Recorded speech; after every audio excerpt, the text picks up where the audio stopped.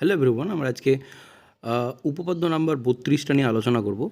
উপপাদ্যতে বলেছে ব্যাস নয় এরূপ কোনো একটি জ্যায়ের ওপর বৃত্তের কেন্দ্র থেকে লম্ব যদি অঙ্কন করা হয় তাহলে ওই লম্বটা জ্যাটিকে সমদ্বিখণ্ডিত করবে। দেখো, আমরা এই ছবিটাকে যদি ভালো করে খেয়াল করি তাহলে আমি ছবির মাধ্যমেই তোমাদের বোঝানোর চেষ্টা করছি। দেখো, আমরা জানি বৃত্তের ব্যাস কোনটা, যেটার থেকে কেন্দ্রর উপর দিয়ে যেই সরলরেখাটা পরিধিকে 6 সেটাকে আমরা বলবো বৃত্তের ব্যাস, তাই তো?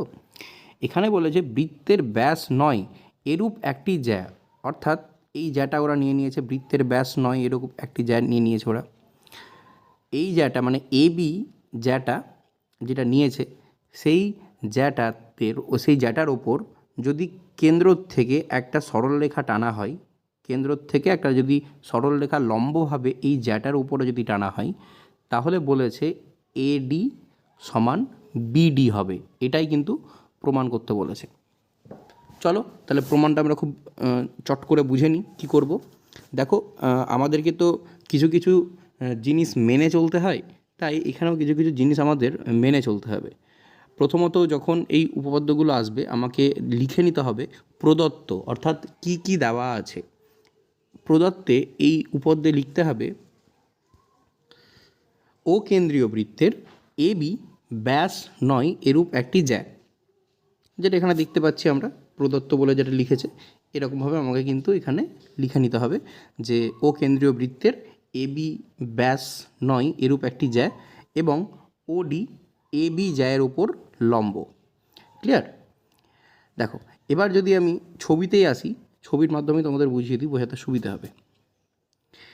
তাহলে আমরা প্রদত্ত যেটা সেটা লিখে নিয়েছি। এরপরে আমাদেরকে বলতে হবে কি, প্রমাণ আমাদেরকে কি করতে হবে? প্রমাণ আমাদেরকে করতে হবে এডি যে সরলরেখাটা আছে, মানে এই যে সরলরেখাটা, এই সরলরেখাটার সঙ্গে বিডি যে সরলরেখা, এই সরলরেখাটা সমান, এটাই কিন্তু আমাকে প্রমাণ করতে হবে। এডি সমান বিডি। ক্লিয়ার?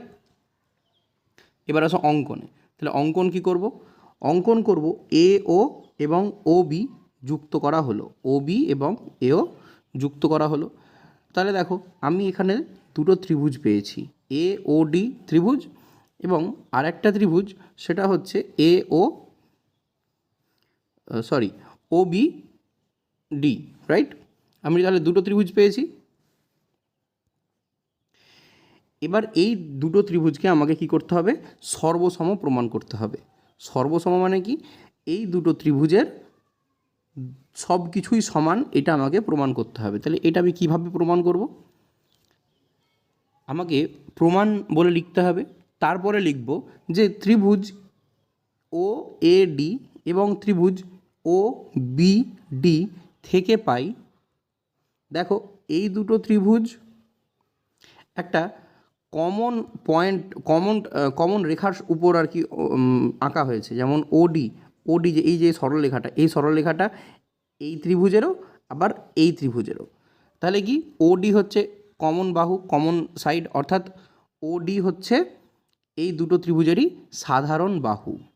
তাহলে সর্বসম প্রমাণ করতে গেলে আমাদের তিনটা বিষয় মাথায় রাখতে হবে, তাই তো? তার মধ্যে আমরা একটা পেয়ে গেলাম কি, ওডি হলো সাধারণ বাহু। এবার দেখো এও, এটা তো বৃত্তের ব্যাসার্ধ, আর বিও এটাও বৃত্তের ব্যাসার্ধ। বৃত্তের ব্যাসার্ধ তো সবসময় সমান হয়, তাই 2 নম্বর কেস আমরা বলতে পারি ও এ সমান ও বি, রাইট? এবার একটু মনে করে দেখো, বলেছিল ও ডি যে সরলরেখাটা সেটা এ বি এর উপর লম্ব। লম্ব মানে কি? 90 ডিগ্রি কোণ উৎপন্ন করবে তার দুই দিকে, মানে এই কোণটা এবং এই কোণটা 90 ডিগ্রি হবে, তাই তো? এই কোণটা এবং এই কোণটা 90 ডিগ্রি হবে। তাহলে এই যে এইখানে যে কোণটা উৎপন্ন হয়েছে এটা তো এই ত্রিভুজের অংশ, একই রকমভাবে এইখানে যে কোণটা উৎপন্ন হচ্ছে সেটা এই ত্রিভুজের অংশ। তাহলে আলটিমেটলি দেখতে গেলে কি বলবো? আলটিমেটলি দেখতে গেলে বলবো যে এই কোণ তার সঙ্গে এই কোণটা সমান। তাহলে ত্রিভুজের তিনটে বিষয় কিন্তু আমি সমান প্রমাণ করে দিতে পারলাম। যখনই আমি তিনটা জিনিসই ত্রিভুজের সমান প্রমাণ করে দিলাম, তখনই আমি বলতে পারবো যে এই ত্রিভুজটা এবং এই ত্রিভুজটা হচ্ছে সর্বসম।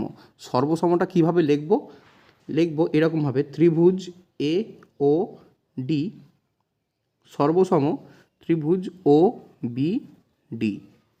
ক্লিয়ার?